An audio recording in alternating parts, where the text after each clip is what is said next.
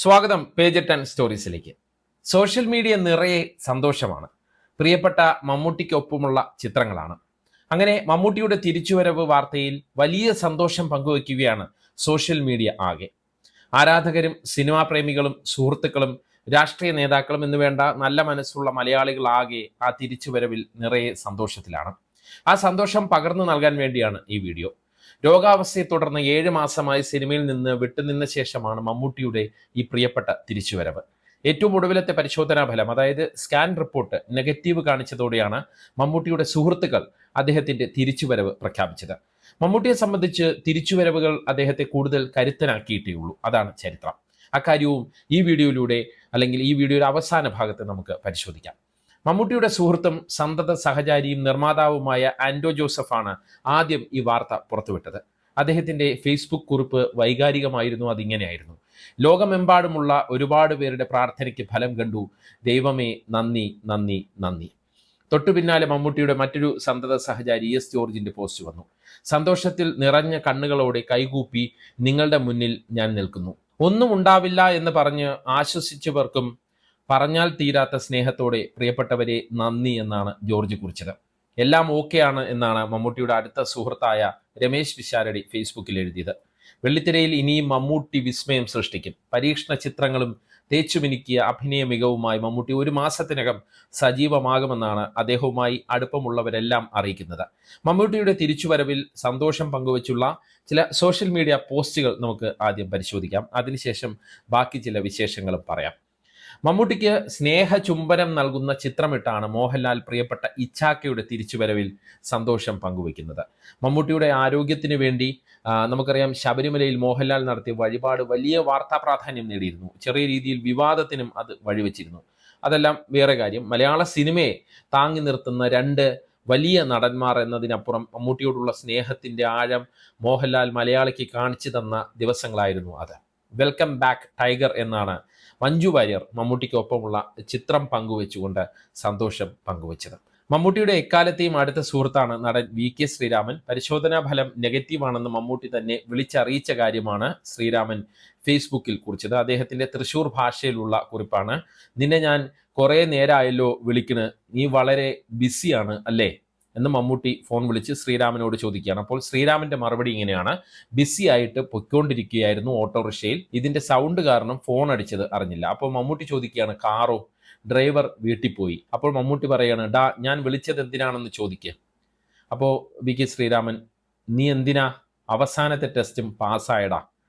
ഉടനെ VK ശ്രീരാമന്റെ മറുപടി, ദാ ഇപ്പോൾ വലിയ കാര്യം, നിങ്ങൾ പാസ്സാവുമെന്ന് എനിക്ക് നേരത്തെ അറിയാമായിരുന്നു എന്നായിരുന്നു ശ്രീരാമന്റെ മറുപടി. നീ ആര്, പടച്ചവനോ എന്നായി മമ്മൂട്ടി.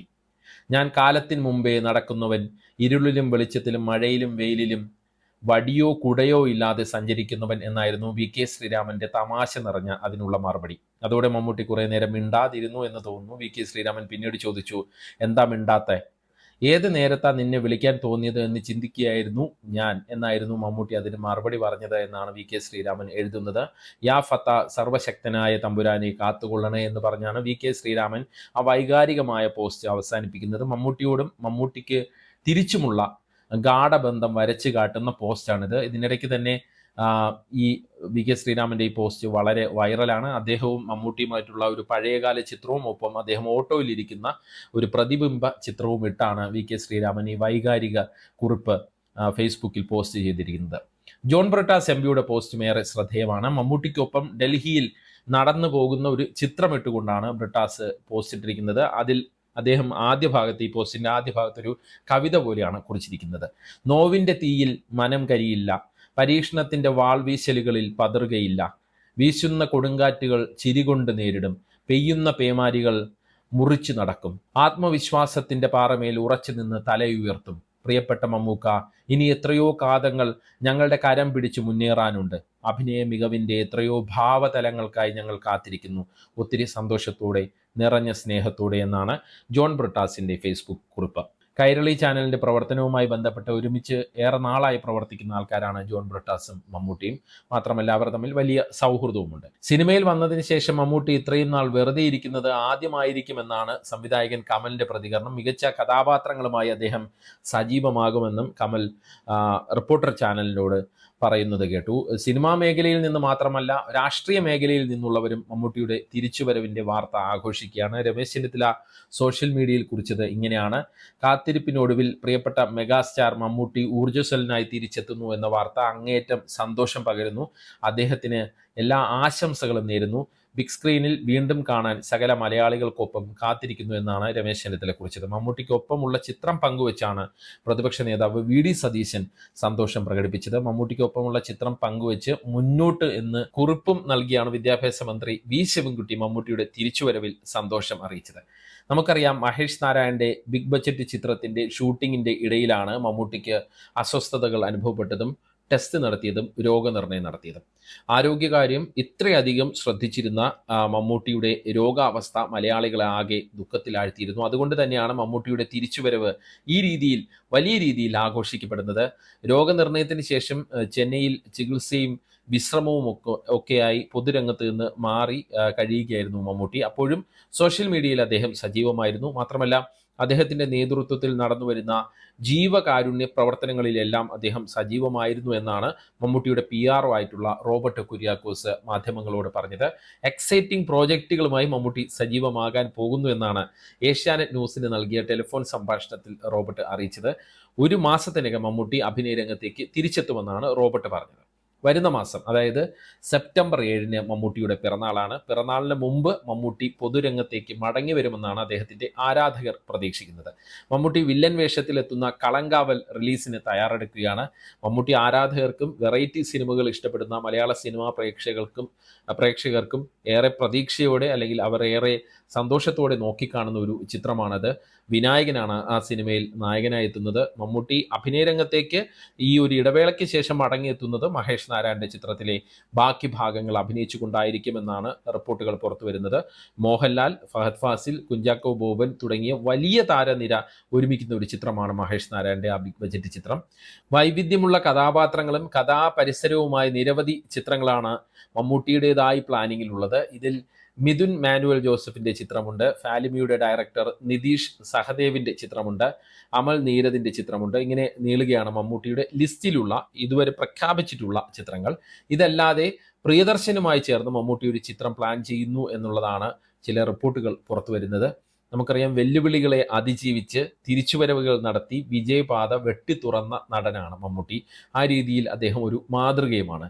കരിയറിലെ വലിയ വീഴ്ചകളിൽ നിന്ന് തേച്ചുമിനുക്കിയ അഭിനയ മികവുമായും കഥാപാത്രങ്ങളുടെ സൂക്ഷ്മമായ തിരഞ്ഞെടുപ്പുകളിലൂടെയും നമ്മളെ വീണ്ടും വീണ്ടും വിസ്മയിപ്പിച്ച നടനാണ് മമ്മൂട്ടി. മമ്മൂട്ടിയുടെ കരിയർ ഒന്ന് പരിശോധിച്ചാൽ അദ്ദേഹത്തിൻ്റെ കരിയർ അവസാനിച്ചു എന്ന് പറഞ്ഞിടത്ത് നിന്നാണ് യവനികയിലൂടെയും ന്യൂഡൽഹിയിലൂടെയും മമ്മൂട്ടി തിരിച്ചുവരവ് നടത്തിയത്. 1980-കളിൽ ന്യൂഡൽഹി സൂപ്പർ ഹിറ്റായപ്പോൾ യവനിക മമ്മൂട്ടിയുടെ നടൻ എന്നുള്ള നിലയിൽ മമ്മൂട്ടിയെ അത് പരുവപ്പെടുത്തി. പിന്നീട് 1990-കളിൽ തുടർ പരാജയങ്ങൾക്ക് ശേഷം അമരത്തിലൂടെയും വിധേയനിലൂടെയും മമ്മൂട്ടി നടത്തിയ തിരിച്ചുവരവ് മലയാള സിനിമയുടെ തന്നെ ചരിത്രമാണ്. 2000-ലും മമ്മൂട്ടി പരാജയങ്ങളിൽ നിന്ന് വലിയ വിജയങ്ങളുടെ അകമ്പടിയിലേക്ക് തിരിച്ചു വന്നിരുന്നു. പ്രാഞ്ചിയേട്ടൻ, പിന്നീട് പലേരി മാണിക്യം, അങ്ങനെ മമ്മൂട്ടി എന്ന നടന ശരീരത്തെ വീണ്ടും വീണ്ടും രാഗി പാകപ്പെടുത്തുന്ന ഒരു കാലമായിരുന്നു അത്.